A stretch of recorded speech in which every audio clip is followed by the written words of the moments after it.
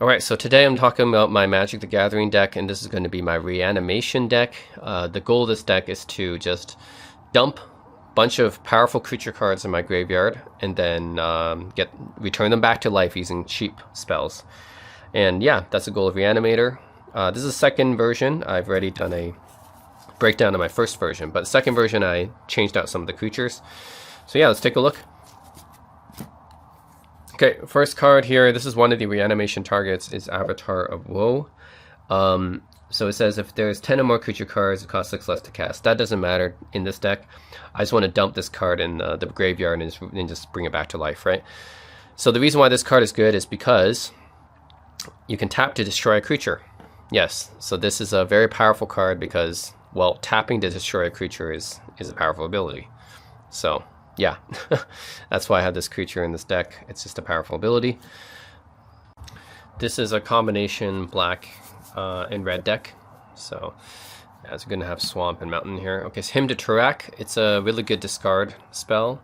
So 2 mana, target player discards 2 cards at random. It's generally just a very good card to disrupt the opponent. Because it's random, they can't choose. So it can potentially take away some really good cards if it's just 2 mana. It's really nice. Animate Dead, this is going to be one of my chief reanimation cards in this deck. So you put it on a creature card in the graveyard and then basically it comes back to life. Yeah, and if this enchantment dies, then that card dies too, but it's basically 2 mana, you bring back a card from your graveyard to life, a creature card in the graveyard to life, and they get -1, -0, but I don't care about that, usually it's for the ability. So yeah, this is a very cheap way to get creatures back from a graveyard. Lightning Bolt, just a really nice, great spell. 1 mana deals 3 damage to target creature or player. Just a great way of dealing with stuff. Terminate, same thing. Great way of dealing with stuff. 2 mana, instant, destroy target creature, can't be regenerated. Very easy way to get rid of stuff. Okay, here's another reanimation target, Verdant Force. So this is, yeah, normally pretty expensive to cast, but this is a classic for reanimation. I think it's been played for a while. This is a pretty old card originally, but 7/7, and each turn you get a 1/1 token. So yeah, basically I'll get at least 1 token out of it before the opponent kills it. You know, always get card advantage. By the way, it's, yeah, if you're gonna reanimate something, you gotta have card advantage out of it. Okay, and okay, this is a way to get some cards in my graveyard. Faithless Looting. Basically, it's a red card that discards cards. So you draw 2 cards and discard 2 cards. And that's really good in this deck. You want to discard cards because you want to be dumping those creature cards in the graveyard so you can reanimate them. Right. So that's always a good thing. Doomed Necromancer is another way to get your creature cards back. So this is a creature that has the ability of bringing back creatures from your graveyard to the battlefield, which is what you want to do in this deck. You want to reanimate them. So yeah, this creature is great for doing that. Avatar of Discord. This is essentially a creature version of Faith. Well, not exactly the same, but it's a way to discard cards, basically. 3 mana for 5/3 flying. That's a really good, you know, that's really good stats for that cost. The downside is you have to discard 2 cards, but that's not really a downside for this deck. That's actually what you want. You want to discard creature cards and put it in the graveyard. So anyways, I turned that drawback into a strength, you know, for this deck. Okay, so another reanimation target here, Asian Rider. Normally, yeah, very expensive to cast, but hey, I'll be just bringing this back from the graveyard, so I don't have to pay that. This is essentially an upgrade of Angel of Despair. I used to have Angel of Despair in here. This one is an upgrade because whether it enters the battlefield and dies, you exile target permanent. So this time, it's like, I reanimate it, I get rid of anything on the field that's annoying me or bothering me from the opponent. And if they kill it, I also get rid of another thing. So, you know, it's great to have this. Okay, Exhume. This is just a cheap way to get creature cards back. 2 mana, each player chooses a creature card in the graveyard and puts that creature into play. So, of course, this benefits my opponent too. But I'm more likely to have powerful creature cards in my graveyard, I'd say, right? Especially with the mechanics of this deck. So it benefits me way more than the opponent usually. Yeah, so it's just 2 mana, you know, so cheap. Okay, so this guy, another really powerful creature here. So it's a 5/6 flying, and it says straight up creatures can't attack you. Yeah, I mean, pretty powerful ability, right? Yeah, so really, that's why it costs this much mana originally. But hey, if I can cheat it out, then, you know, yeah, just straight up creatures can't attack you.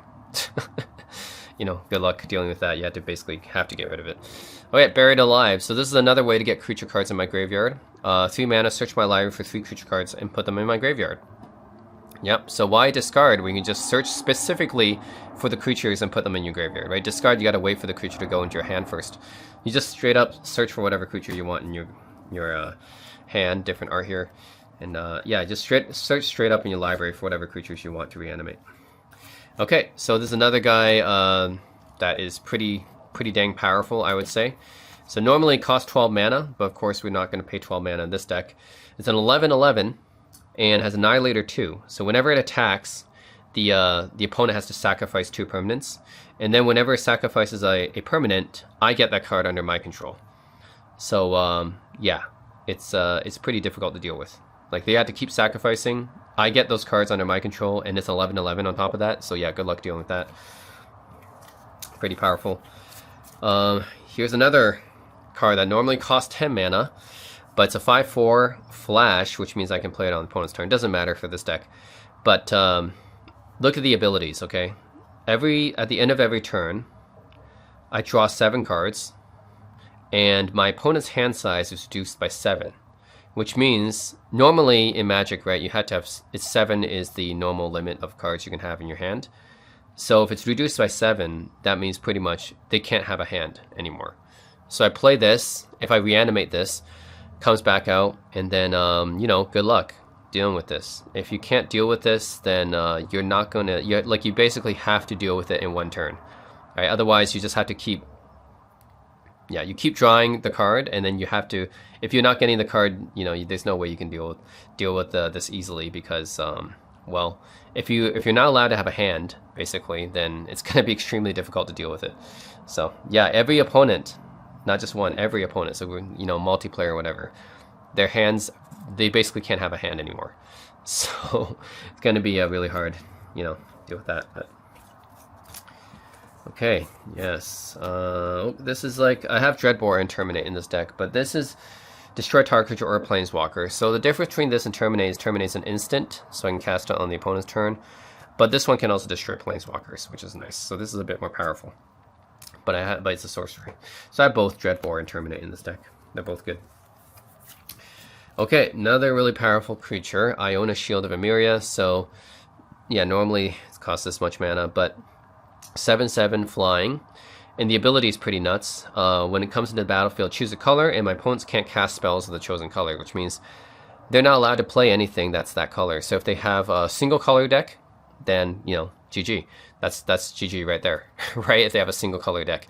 If they have a multicolor deck, then you have to pray that whatever you get to deal with this thing has to be the other color that you can't play, right? So yeah, so it's a pretty powerful card, I'd say. Yeah, especially multiplayer. Okay, Rhea Dawnbearer, another card that normally costs this much mana.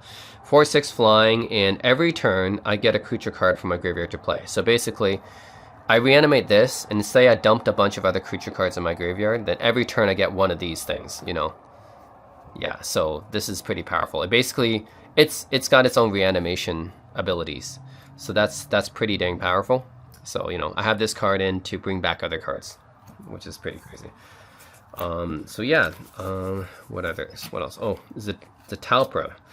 Okay, so this card, just look at the abilities, right? It's a 4/8 flying, double strike, which means it does double damage, so it would do 8 damage. Essentially, it's an 8/8. Vigilance, trample, and indestructible. So just good luck dealing with this, right? It's like I attack for 8. It doesn't tap. I have trample, and it's flying, and you can't kill it. So good luck. Indestructible too. So you have to like exile it and stuff. Yeah, pretty difficult card to deal with. Very powerful. Platinum Empyrean, another powerful card here. It's an 8/8, and it says my life total can't change, which means that I can't gain or lose life. Yeah, so basically once I get this card out, yeah, I can't take any damage anymore. It's like, hey, you got 1,000 squirrels, 1,000 tokens to attack me. It doesn't matter. My life total can't change. So it basically makes me invincible until you kill this thing. And plus it's an 8/8. So they basically have to deal with this. Otherwise, I won't be able to lose life. Yeah, that is pretty much it. So yeah, those are the cards in this deck. So the strategy is simple. Discard cards or use cards that dump creature cards in my graveyard and then bring them back to life. Cheap. So I don't have to pay the mana cost. I don't have to pay the 8 mana here or the 8 mana here. Right. So that's how Reanimation deck works. Right. You discard this card or like dump it in your graveyard and then use something to bring it back to life, and yeah, say good luck to your opponent to deal with this thing. So that's my Reanimation deck. Let me know what you guys think.